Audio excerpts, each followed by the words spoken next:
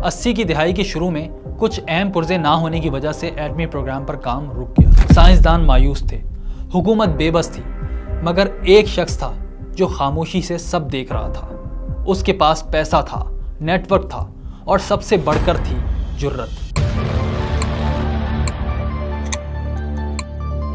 वो था हमारी कहानी का मरकजी किरदार, सेठ आबिद। कहते हैं कि सेठ आबिद ने हुकूमत से कहा, आपको एटम बम के पुर्जे चाहिए, मैं लाऊंगा और एक पैसा भी आपको नहीं देना पड़ेगा। ये सुनकर सदर ज़िया, वुज़रा और दीगर हुक्काम हैरान रह गए। ऐसी ज़बरदस्त पेशकश कैसे इनकार किया जा सकता था। वो कोई मामूली करोड़पति नहीं, अरबों का मालिक था। पाकिस्तान के चंद अमीर तरीन लोगों में उसका नाम सरे फहरिस्त था। कहानियां मशहूर हैं कि उसने दुबई के एक शेख के साथ जुआ खेलते हुए एक रात में इतनी रकम हार दी कि सुनकर कोई भी दंग रह जाए। शेख ने तंज़ीह अंदाज में पूछा, अब इतना सब हार कर गुजर बसर कैसे करोगे? उसने खिड़की से बाहर एक नज़र डाली और मुस्कुराते हुए पूछा, शेख साहब, आपका ये दुबई कितने का है? उसके पास दौलत थी, इज्जत थी, ताकत थी, मगर किस्मत ने उसे वो सुख ना दिया जो हर बाप का ख्वाब होता है।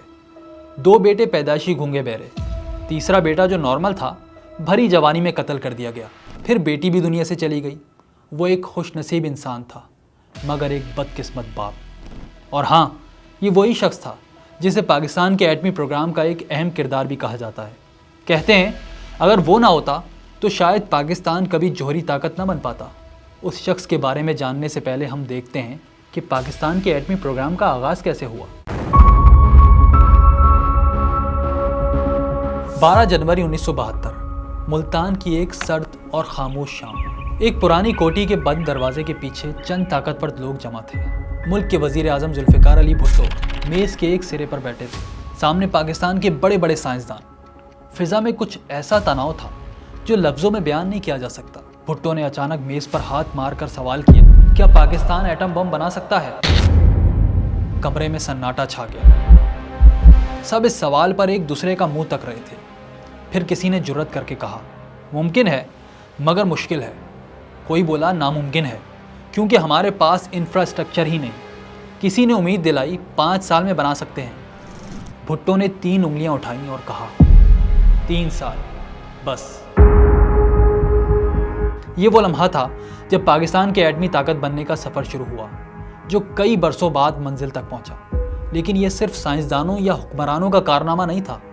इस दास्तान में कुछ ऐसे किरदार भी थे जिनके नाम सरकारी कागजों में नहीं मिलते, मगर वो तारीख का धारा बदलने की ताकत रखते थे। ऐसा ही एक किरदार था सेठ आबिद, जिसे कोई सोने का स्मगलर कहता था, कोई निजात दाहिंदा, कोई उसे वतन का वफादार मानता था, तो कोई रियासती साजिशों का हिस्सा। मगर सच क्या है, आइए खोज लगाने की कोशिश करते हैं आपके लाइक सब्सक्राइब के साथ। कहानी को आगे बढ़ाने से पहले कुछ बैकग्राउंड समझ लें। जुल्फ़िकार अली भुट्टो ने 1972 में एटॉमिक एनर्जी कमीशन को एटम बम पर काम शुरू करने के अहकाम तो जारी कर दिए थे, मगर काम इतना आसान नहीं था। ग्लोबल विलेज का चौधरी अमेरिका नहीं चाहता था कि पाकिस्तान एटमी ताकत बने। उधर 1974 में भारत ने पोखरान में एटमी धमाके कर दिए। पाकिस्तान में खौफ और तशवीश की लहर दौड़ गई। भुट्टो ने एटॉमिक एनर्जी कमीशन से पूछा तो मालूम हुआ कोई ख़ास पेशरफ नहीं हुई थी। उन्हीं दिनों एटमी साइंसदान डॉक्टर अब्दुल कदीर खान ने नीदरलैंड से ख़त लिखकर अपनी खिदमात पेश की। भुट्टो ने उन्हें बुलाकर ये जिम्मेदारी सौंप दी। काम तेज़ हो गया और उसके साथ अमेरिका का दबाव भी। इस दौरान पाकिस्तान ने फ्रांस से एटमी रीप्रोसेसिंग प्लांट का माहिदा कर लिया था। अगस्त 1976 में अमेरिकी वजीर खारजा हेनरी किसिंजर पाकिस्तान आए और भुट्टो से मुलाकात में उन्हें एटमी प्रोग्राम से बाज रहने की वार्निंग दी। 5 जुलाई 1977 को भुट्टो का तख्ता पलट दिया गया। अमेरिका ने पाकिस्तान के एटमी प्रोग्राम में रुकावटें डालने का काम जारी रखा। फ्रांस ने अमेरिकी दबाव पर पाकिस्तान से माहिदा कैंसिल कर दिया। अब जो करना था पाकिस्तानी सियासतदानों को अपने बल पर करना था। 80 की दिहाई के शुरू में कुछ अहम पुर्जे ना होने की वजह से एटमी प्रोग्राम पर काम रुक गया। साइंसदान मायूस थे, हुकूमत बेबस थी, मगर एक शख्स था जो खामोशी से सब देख रहा था। उसके पास पैसा था, नेटवर्क था और सबसे बढ़कर थी जुर्रत। वो था हमारी कहानी का मरकजी किरदार, सेठ आबिद।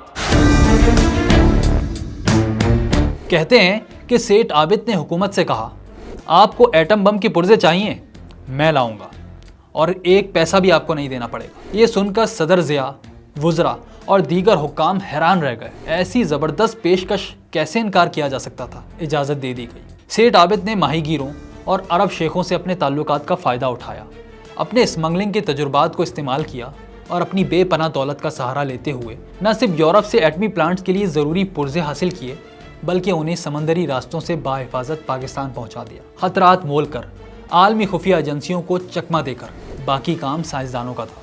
80 की दिहाई के वस्त में पाकिस्तान एटमी ताकत बन गया और फिर 28 मई 1998 को चागी के पहाड़ों में होने वाले 5 एटमी धमाकों ने पूरी दुनिया को चौंका दिया।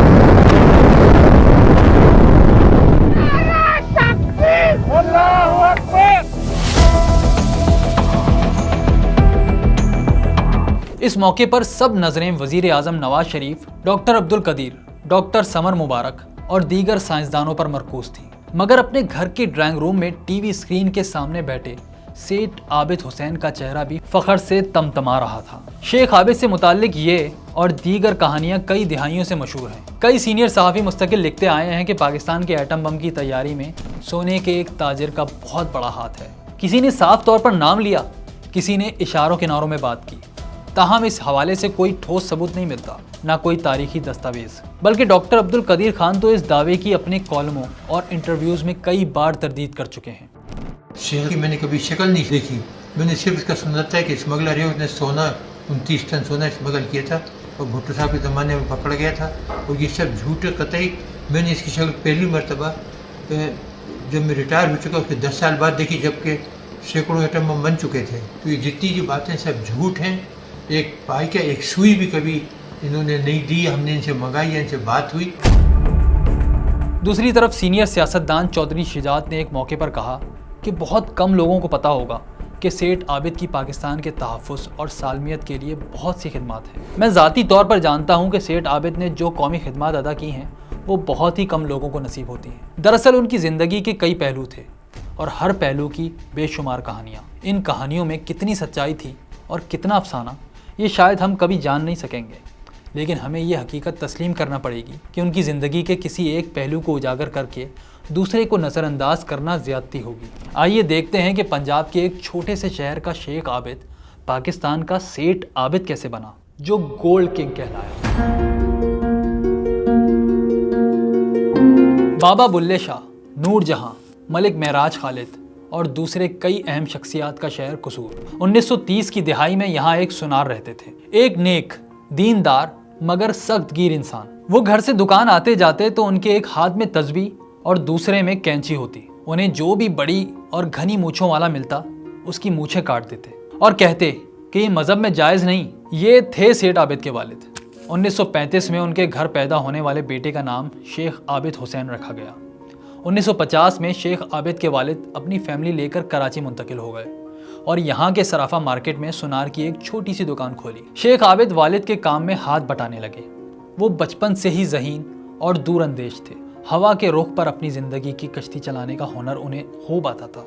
उस ज़माने में सोना ज़्यादातर भारत और खलीजी मुल्कों से पाकिस्तान आता था। उन्हीं दिनों शेख आबिद की मुलाकात एक ऐसे शख्स से हुई जो भारत और खलीजी मुल्कों से सोना स्मगल करके पाकिस्तान लाता था। स्मगलिंग के रास्ते भी उसने खुद ही दरियाफ्त किए थे। शेख आबिद ने इससे हाथ मिलाया और स्मगलिंग की दुनिया में कदम रख दिया। वो दुबई और भारत से स्मगल करके सोना पाकिस्तान लाते और यहाँ बेच देते। कुछ ही अरसे में उनकी काया पलट गई और रातों रात वो शेख आबिद से सेठ आबिद बन गए। जूं जूं उनका काम फैला वो कानून की नज़रों में आते चले गए। उनका नाम पाकिस्तान और इंटरपोल के मतलूब मुल्ज़िमान की फहरिस्त में शामिल होता चला गया। पाकिस्तान में उनके खिलाफ दर्जन से ज़ायद FIR कटी, मगर हैरत अंगेज़ तौर पर वो अपनी पूरी ज़िंदगी में सिर्फ एक बार कानून की गिरफ्त में आए।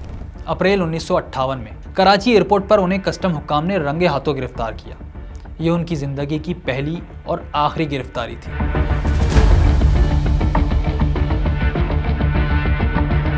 गिरफ्तारी के बाद कस्टम हुक्काम ने सहाफ़ियों को बताया कि मुल्ज़िम यानी शेख आबिद हुसैन सोने का स्मगलर है और उसके कब्जे से 2000 तोला सोना बरामद हुआ है। सेठ आबिद ने उसी वक्त कस्टम हुक्काम को टोका और अखबारी नुमाइंदों को बताया कि उनके कब्जे से 2000 तोला नहीं 3100 तोला सोना बरामद हुआ है। मीडिया ने इस बात को खूब उछाला कि कस्टम हुक्काम ने सोने के एक स्मगलर से 3100 तोला सोना जब्त किया और जाहिर किया 2000 तोला सोना। सेठ आबिद का अवामी सतह पर यह पहला तारुफ था। ये वाकया सेठ आबिद की वजह शोहरत बना और लोग उन्हें सोने के इंटरनेशनल स्मगलर के तौर पर जानने लगे थे। 5 माह बाद ही वो रिहा हो गए। गिरफ्तारी के बायस उन्होंने अपना काम अब और ज्यादा मोहतात होकर करना शुरू कर दिया था। पहले वो हर जगह खुद नजर आते थे, मगर अब पसे मंजर में चले गए। बहरहाल रिहा होकर वो अपने आबाई शहर कसूर चले गए। कराची से कसूर मुंतकिल होने के बावजूद सोने की स्मगलिंग रुकी नहीं। अब सोना कराची के साहिल से नहीं बल्कि पंजाब की सरहद से स्मगल हो रहा था। कुछ ही अरसे के दौरान इस इलाके में उनकी शोहरत फैल गई और लोग जानने लगे कि सोने का एक बहुत बड़ा ताजिर या स्मगलर उनके इलाके में आबाद हो गया है। ये खबर सरहद पार भी पहुंच गई। सेठ आबिद भारत को अब मतलूब थे। उन दिनों बॉर्डर बैलेट क्राइम के तहत दोनों मुल्कों की पुलिस किसी मुलजिम की गिरफ्तारी के लिए सरहद पार कर सकती थी। 60 की दिहाई तक सरहदी इलाकों में दोनों तरफ किसी पुलिस का आना जाना लगा रहता था। अमृतसर की पुलिस उन्हें गिरफ्तार करने कसूर पहुंची। उनके घर पर छापा मारा। पुलिस को घर से सोने की 45 ईंटें तो मिली, मगर सेठ आबिद का पता ना लगा। सेठ आबिद इसके बाद मंजर से बिल्कुल ही गायब हो गए। 6 साल बाद दिल्ली में उस वक्त सामने आए जब वो चांदनी चौक पर मोती बाजार के एक ताजिर से सोने की खरीद और फरोख्त का मुआहिदा कर रहे थे कि अचानक पुलिस ने छापा मार दिया। सेठ आबिद तो बच निकले, मगर उनका एक साथी पकड़ा गया, जिससे पुलिस ने सोने की 44 ईंटें बरामद की। सेठ आबिद अब सोने के बैनुल अक़वामी स्मगलर के तौर पर दुनिया भर में मशहूर हो चुके थे। पाकिस्तान, भारत, दुबई और लंदन तक उनका काम फैला हुआ था। सिर्फ 8 साल के मुख्तसर अरसे में उन्होंने सोने की स्मगलिंग का एक मुनज़्ज़म नेटवर्क कायम कर लिया। पाकिस्तान और भारत की सरहद पर इधर से उधर जाना उनके लिए कोई मसला नहीं था। सेठ आबिद के 6 भाई थे, जिनमें से 2 उनके साथ काम में शामिल थे। सेठ आबिद के छोटे भाई हाजी अशरफ को अरबी पर उबूर हासिल था। उन्होंने मिडिल ईस्ट में सोने की स्मगलिंग के मामलात को संभाला। दिल्ली में ये काम सेठ आबिद के बहनोई के सुपुर्द था। सेठ आबिद के बहनोई का दिल्ली में खासा असर और रसूख था। उन्होंने ही सेठ आबिद का तारुफ दिल्ली के सोने के ताजरों से करवाया था। सेठ आबिद अपने रिश्तेदारों के सिवा किसी पर भरोसा नहीं करते थे। शायद यही उनकी कामयाबी और पकड़े ना जाने का राज था, और वो बेफिक्र होकर सोने की स्मगलिंग में मसरूफ थे। 70 की दिहाई तक उनका धंधा दिन दुगनी रात चौगनी तरक्की कर रहा था, मगर 71 की जंग के बाद पाकिस्तान में जुल्फ़िकार अली भुट्टो का इक़्तिदार उनके लिए मुश्किलात का तूफान लाया। ये पीपल्स पार्टी के उरूज का दौर था। कराची से खैबर तक जिए भुट्टो हो रहा था। सीनियर सहाफ़ी नईम मुस्तफ़ा के बकौल उस वक्त के वज़ीर आज़म जुल्फ़िकार अली भुट्टो ने सेठ आबिद से 5 करोड़ रुपए पार्टी फंड मांगा था, मगर सेठ आबिद ने यह कहकर इनकार कर दिया कि वो सियासत में नहीं पढ़ना चाहते। उनका इनकार भुट्टो को बहुत बुरा लगा और उन्होंने सेठ आबिद के खिलाफ मुकदमात कायम करवाकर इंतकामी कार्रवाइयाँ शुरू करवा दी। सीनियर सहाफ़ी नईम मुस्तफ़ा ये भी दावा करते हैं कि एक रोज़ अचानक सेठ आबिद की बेटी लापता हो गई। सेठ आबिद की जानिब से ये इल्ज़ाम लगाया गया कि उनकी बेटी को रियासती इदारों ने गिरफ्तार करके गायब कर दिया है। उन दिनों बेनज़ीर भुट्टो ऑक्सफोर्ड में ज़ेरे तालीम थी। उन्हें यूनिवर्सिटी से वापसी घर जाते हुए रास्ते से अगवा कर लिया गया। कहा गया कि सेठ आबिद की बेटी के बदले में बेनज़ीर भुट्टो को अगवा किया गया है। बड़ी शख्सियात बीच में पड़ी और यूं दोनों रिहा होकर अपने अपने घर पहुंच गई। बेनज़ीर की अगवा की ये दास्तान भी सीना बसीना चलने वाली कहानियों में से एक है, जो मशहूर तो हुई मगर उनके शवाहिद नहीं मिलते। ना कहीं कोई खबर, ना कोई FIR, ना आलमी मीडिया में चीखो पुकार। सोचने की बात यह है कि अगर वाकई एक वज़ीर आज़म की बेटी बरतानिया में अगवा हो जाए तो दुनिया खामोश नहीं रहती, लेकिन कहीं कोई खबर नहीं आई। बहरहाल सेठ आबिद पर भुट्टो हुकूमत की सख्तियाँ जारी रहीं। 1974 में उनकी लाहौर और कराची के घरों पर छापे मारे गए। पुलिस ने लाहौर के घर से 1.25 करोड़ पाकिस्तानी रुपए, 40 लाख मालियत का सोना, 20 लाख मालियत की कीमती घड़ियां और 3 महंगी गाड़ियां बरामद करने का दावा किया। ये वो गाड़ियां थीं जो उस वक्त पाकिस्तान में बहुत कम लोगों के पास थी। पुलिस ने घर से दर्जन से जायद नस्ली घोड़े भी बरामद किए। सेठ आबिद के कराची के बंगले से भी बड़ी तादाद में गैर मुल्की करेंसी और सोने की ईंटें बरामद करने का दावा किया गया, मगर सेठ आबिद दोनों जगह से ही हाथ न आए। कराची के इलाके नॉर्थ नाज़िबाबाद में भी उनकी मौजूदगी की इतला पर छापा मारा गया, मगर वो इससे पहले ही फरार हो चुके थे। सेठ आबिद के खिलाफ तहकीकात के लिए ट्रिब्यूनल कायम किया गया, जिसने 3 बार उन्हें तलब किया, मगर वो तीनों बार नहीं गए। कार्रवाइयाँ चलती रहीं, गोया बयानात रिकॉर्ड कराते रहे। ट्रिब्यूनल सजाएं सुनाता रहा, मगर सेठ आबिद पेश नहीं हुए। रिट चैलेंज होने पर भुट्टो तिलमिला गए। जैसा कि हमने पहले बताया था कि सेठ आबिद ज़हीन और दूर की सोचने वाले शख्स थे। मुल्क की सियासत से उन्हें दिलचस्पी नहीं थी, मगर मुल्की हालात पर उनकी गहरी नज़र थी। समझ चुके थे कि भुट्टो हुकूमत का खात्मा होने वाला है, इसीलिए उन्होंने जानबूझकर मामले को तूल दिया और वही हुआ जिसकी उन्हें तवक्को थी। भुट्टो हुकूमत ख़त्म हो गई और ज़ियाउल हक का दौर शुरू हो गया। मिस्टर भुट्टो की हुकूमत ख़त्म हो चुकी है। सारे मुल्क में माशाल्लाह नाफिज कर दिया गया है। कहा यह भी जाता है कि ज़ियाउल हक ने एटमी प्लांट के पुर्जे लाने के बदले सेठ आबिद को माजी के जराइम से माफ़ी की पेशकश की थी। वैसे भी ज़ियाउल हक को भुट्टो के सताए लोगों को करीब लाने की सख्त ज़रूरत थी और मुबैना तौर पर जब शेख आबिद मतलूबा पुर्जे स्मगल करके ले आए तो सदर ज़ियाउल हक बहुत खुश हुए और उनके करीबी ताल्लुकात कायम हो गए। मीडिया रिपोर्ट्स के मुताबिक कराची में देवा अकेडमी के ज़ेर एहतमाम स्पेशल बच्चों के हवाले से एक तकरीब थी। सदर ज़ियाउल हक और सेठ आबिद दोनों शरीक थे। मेहमानों को कोल्ड ड्रिंक पेश की जा रही थी कि अचानक कोल्ड ड्रिंक के चंद कतरे सेठ आबिद के कपड़ों पर गिर गए। ज़ियाउल हक ने फ़ौरन अपनी जेब से रुमाल निकाला और इसे साफ करने लगे। इस छोटे से वाक़ये से अंदाज़ा लगाया जा सकता है कि दोनों में कितनी करीबी दोस्ती थी। कहा जाता है कि ज़ियाउल हक ने सेठ आबिद को अपनी काबीना में भी शामिल करने की पेशकश की थी, मगर उन्होंने इनकार कर दिया और सियासत से दूर रहने के अपने फैसले पर कायम रहे। ज़िया दौर में सेठ आबिद ने समाजी कामों पर भी तवज्जो देना शुरू कर दिया। ये ज़ियाउल हक ही थे जिन्होंने सेठ आबिद को स्मगलिंग छोड़ने और फलाई कामों पर आमादा किया। 1985 में ज़ियाउल हक के दौर में ही सेठ आबिद गोल्ड स्मगलिंग केस पर कौमी असम्बली में बहस हुई और चौधरी निसार की सरबराही में एक खुसूसी कमेटी बनी जिसने मामले की तहकीकात की। 1986 में Pakistan centre board of revenue ने उन्हें वो 3100 तोला सोना वापस कर दिया जो 1998 में कराची एयरपोर्ट पर उनसे जब्त किया गया था। ये सोना कौमी खजाने में जमा था। उन्हीं दिनों सेठ आबिद ने कराची के जिना पोस्ट मेडिकल इंस्टीट्यूट और अब्बासी शहीद अस्पताल की तामीर के लिए 1.5 लाख रुपए का चंदा दिया। उस जमाने में ये बहुत बड़ी रकम थी। उसका फायदा ये हुआ कि सेठ आबिद जो भुट्टो दौर में सोने का स्मगलर कहलाता था, अब उसकी छवि एक फलाही शख्सियत के तौर पर उभरने लगी। उन्हीं दिनों सेठ आबिद के मुतालिक ये कहानी भी गर्दिश करने लगी कि अगर पाकिस्तान की हुकूमत उन्हें फैसिलिटेट करते तो वो अकेले ही मुल्क के तमाम कर्जे उतार सकते हैं, मगर ज़ियाउल हक ने उनकी ये बात नहीं मानी। उसके बाद सेठ आबिद ने चंद बरसों में ही मुल्क में रिफाही इदारों की एक चेन कायम कर दी। कराची से खैबर तक फलाही काम शुरू कर दिए। ज़ियाउल हक के दौर में जो गरीब बच्चों की शादियों का सिलसिला शुरू हुआ, ये स्कीम भी सेठ आबिद की ही बताई हुई थी। सेठ आबिद के अपने 2 बच्चे गूंगे और बहरे थे, इसीलिए उन्होंने ऐसे बच्चों के लिए एक बड़ा इदारा हमजा फाउंडेशन भी कायम किया, जहां स्पेशल बच्चों को इंटरनेशनल लेवल की तालीम और सहूलियात फराम की जाती हैं। इमरान खान के शौकत खानम अस्पताल की तामीर में भी सेठ आबिद ने बढ़ चढ़ कर हिस्सा लिया। कराची, लाहौर और कसूर में अमीन हयात मेमोरियल मेडिकल सेंटर, गरीब और नादिर बच्चों के लिए कराची में साबरा सेकेंडरी स्कूल का क़याम वगैरह। सोने का स्मगलर कहलाने वाला अब सोशल वर्कर कहलाने लगा था। साथ ही लाहौर में बड़े पैमाने पर प्रॉपर्टी खरीदो फरोख्त का काम भी शुरू किया। मकसद था खुद को एक जायज़ और कानूनी शख्सियत के तौर पर उभारना। इसी दौरान उन्होंने आबिद ग्रुप की बुनियाद रखी, जो आज पाकिस्तान के चंद बड़े कारोबारी ग्रुप में शामिल होता है। वो कराची में भी कई जायदादों के मालिक थे और पैनामा लीक्स में नाम आने के बाद उन्होंने अपने असासे ब्रिटिश वर्जिन आइलैंड में मुंतकिल कर दिए थे। हाफिज शेख अयाज शेख आबिद का वो बेटा था जो बोलने और सुनने की सलाहियत रखता था।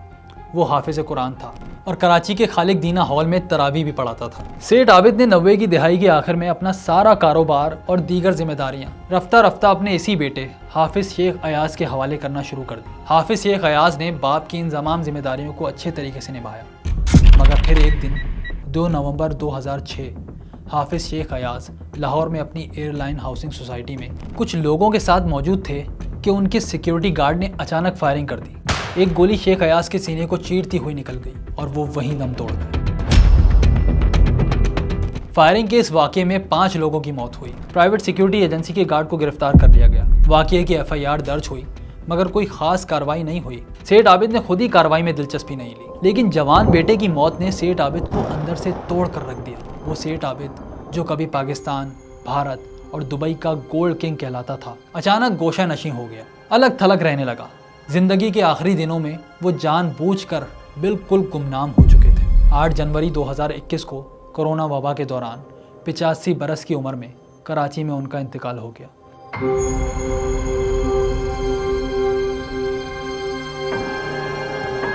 तदफीन कराची के ही मॉडल कॉलोनी कब्रिस्तान में की गई। उनकी मौत पर इमरान खान ने सोशल मीडिया पर दुख का इजहार करते हुए लिखा कि सेठ आबिद शौकत खानम मेमोरियल अस्पताल को अतिया देने वाले इब्तिदाई लोगों में से थे।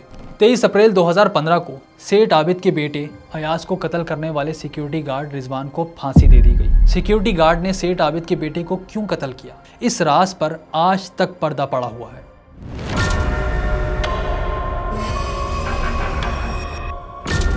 सेठ आबिद की मौत के अगले साल 18 जून 2022 को उनकी बेटी फराह मजहर की भी लाहौर के मुस्लिम टाउन में गोली चलने से मौत हो जाती है। पुलिस ने उनके लेपालक बेटे फहद और घरेलू मुलाजमा अतिया को कत्ल के जुर्म में गिरफ्तार किया। उन पर इल्जाम था कि दोनों ने मिलकर फराह मजहर को कत्ल किया और इसे खुदकुशी का रंग देने की कोशिश की। पुलिस ने पहले तो इब्तिदाई तफ्तीश के बाद कहा कि फहद रजिया नामी एक ऐसी खातून से शादी करना चाहता था जो तलाकी याफ्ता और एक बेटे की मां थी, मगर इस पर फहद की वालदा फराह राजी नहीं थी। बाद में मजीद तफ्तीश हुई तो पुलिस ने घर के दीगर मुलाजमीन को भी गिरफ्तार किया। पुलिस के मुताबिक मुलाजमा अतिया ने कत्ल के बाद खून आलूदा बेड की चादरें तब्दील की। आबिद और शाहिद ने कत्ल में इस्तेमाल होने वाला असला छुपाया, जबकि एक और मुलजिम फहद के साथ मकतूला को अस्पताल ले गया।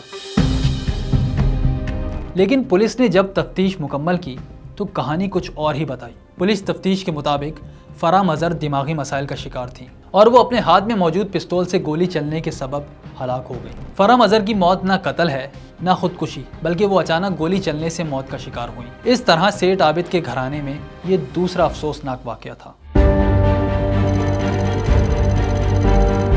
अगरचा सेठ आबिद सारी जिंदगी शोहरत से दूर भागते थे, मगर शोहरत फिर भी उन्हें मिली और खूब मिली। वो सिर्फ पाकिस्तान में ही नहीं, पाकिस्तान से बाहर भी मशहूर थे। एक बार उन्होंने एक टीवी शो में नीलामी के दौरान क्रिकेटर जावेद मियांदाद का शारजा के छक्के में इस्तेमाल होने वाला बल्ला अपने बेटे के लिए 5 लाख रुपए में खरीदा। इस वाकये से भी उनका चर्चा गैर मुल्की मीडिया में बहुत हुआ। वैसे शेख आबिद सिर्फ सोने के स्मगलर थे, कभी माफिया लॉर्ड या मंशियात फरोश नहीं रहे। एक बार एक निजी महफिल में उन्होंने अपने बारे में कुछ इस तरह रिमार्क्स दिए कि मेरे और मेरे माजी के बारे में बहुत सी अफवाहें हैं, मगर मैं कभी ज़मीनों पर कब्जे, भत्ताखोरी या बेगुनाहों के कत्ल में मुलविस नहीं रहा। मेरा काम सिर्फ सोने का था। उम्र के साथ साथ इंसान दोस्ती उनकी तवज्जो का मरकज़ बनती गई। अपने मकतूल बेटे की याद में उन्होंने कराची और लाहौर में कई मसाजिद तामीर करवाई। उनकी तरफ से हर साल रमज़ान में लाखों रुपए का राशन तकसीम किया जाता था। अखबारात जब उन्हें बदनामे ज़माना पाकिस्तानी सोने के स्मगलर की हैसियत से पेश करते तो सेठ आबिद नाराज़ होते। उनका कहना था कि वो एक ऐसे शख्स हैं जिसने सोने जैसी कीमती शय को आम आदमी के लिए सस्ता बनाने का काम किया। एक इंटरव्यू में उन्होंने शिकवा किया कि उन्हें सोने का बदनाम स्मगलर क्यों कहा जाता है। वो तो कौम की बहनों और बेटियों की शादियों के लिए सस्ता सोना फराम कर रहे थे और माशरे और रियासत के लिए खिदमत अंजाम दे रहे थे। किसी भी तारीफ और पहचान के बजाय उन्हें उल्टा बदनाम किया जा रहा है। उनसे मुतालिक बहुत से किस्से सीना ब सीना चलने वाली दास्तानों की तरह हैं, मगर उनमें कितनी हकीकत है और कितना अफसाना है, इस बारे में हतमी तौर पर कुछ नहीं कहा जा सकता। यानी सेठ आबिद की शख्सियत मौत के बाद भी किसी राज से कम नहीं।